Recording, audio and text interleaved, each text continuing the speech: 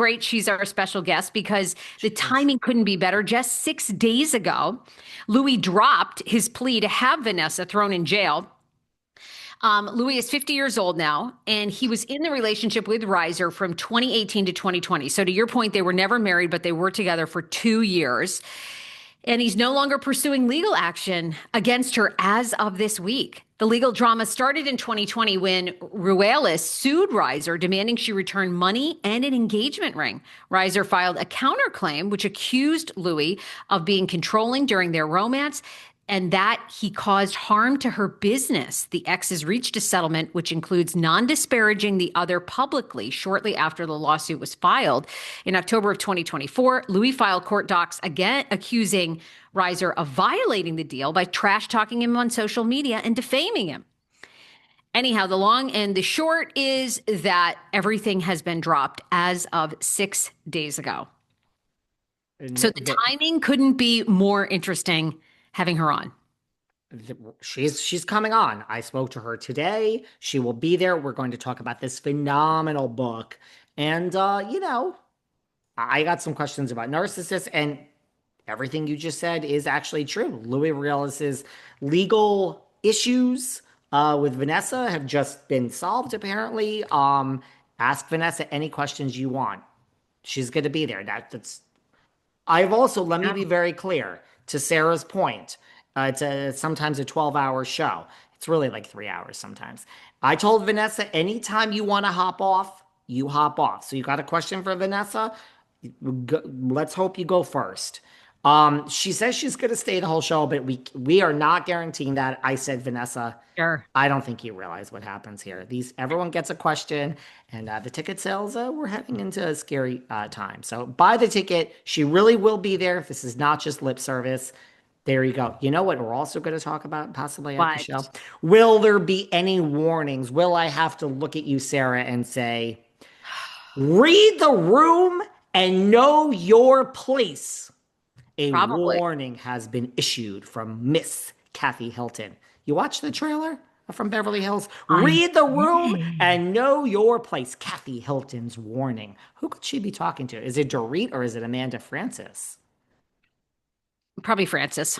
I think Dorit knows the game now. I don't think Dorit needs a lecture. Although Dorit is a little unhinged, and I think Dorit is fine with sacrificing her quote unquote friendship, I don't know if it was real or not, with Kyle at this point. And I do think Dorit's probably over Kathy's parties. So I think Dorit is willing to risk it all. It's one of those two.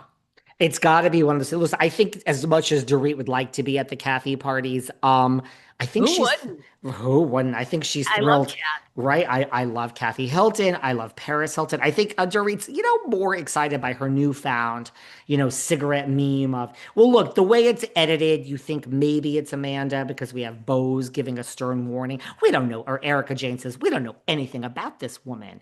But then, there is that scene where Dorit is outside with Kathy right after they show the warning, and she's like, Kathy?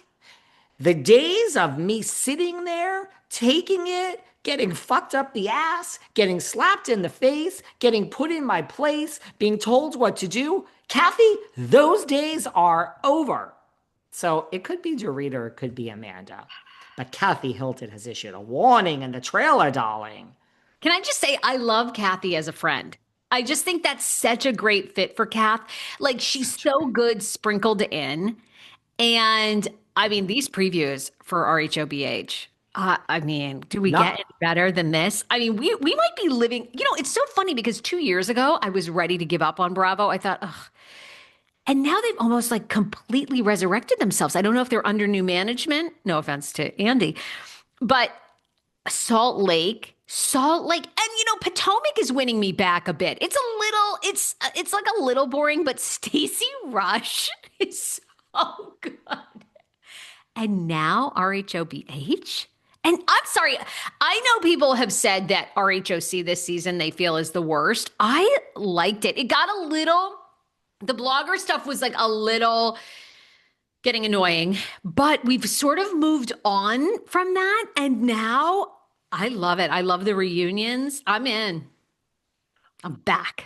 I agree with like I don't know what is going on. I'm not a bitter person. I love my life. I love life. I love my life. I, I don't know what's going on either. I don't love the blogger stuff, but I thought it was an excellent season of RHOC.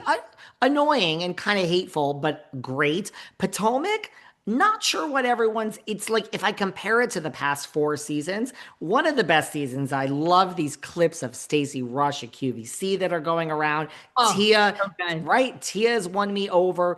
I'm ecstatic for the new Vanderpump Rules trailer. A lot of people don't agree with us about Beverly Hills. A lot of people, and I love that Dorit and Mauricio meet up. Like these producers are so shady. They go back to that They are. scene where Dorit is they reach in to hug PK and Dorit's hand is just a little bit on Mauricio. There's nothing going on, but Dorit and I mean, listen, imagine the call. Hey Mo, it's us. It's Alex Baskin.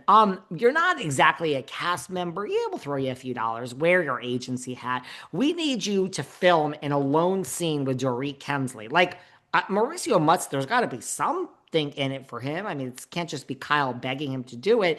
I mean, what does go through the president, the owner of the agency who makes hundreds of millions of dollars and a legitimate, okay, let me go film in like in a lone scene with Dorit. They meet up. It's like, but not everyone agrees with us. I agree with you.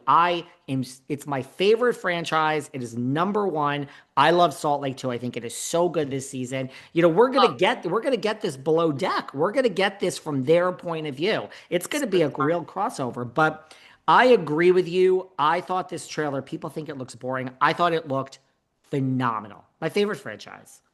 I guess my fear is a little bit, I wonder sometimes, you have to like shed old things. You got to sometimes the reason you shouldn't be a hoarder is like, when you release things, when you let it go, when you sell them, when you move on, you open yourself up to new, more magical things.